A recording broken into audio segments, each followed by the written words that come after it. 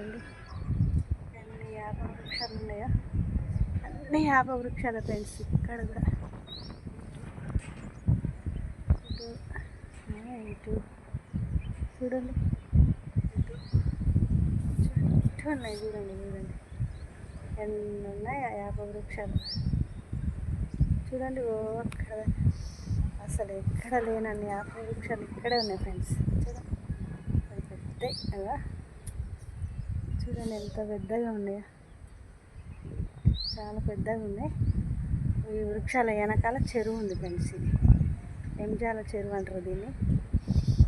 చెరువు ఉంది, తర్వాత మళ్ళీ అవతల మొత్తం 5 ఊరు ఉంది. ఇక చూడండి ఫ్రెండ్స్, చూడండి యాప వృక్షాలు, యాప వృక్షాలు, యాప వృక్షాలు. చూడండి అన్నీ యాప వృక్షాలు. ఇటు కూడా చూడండి.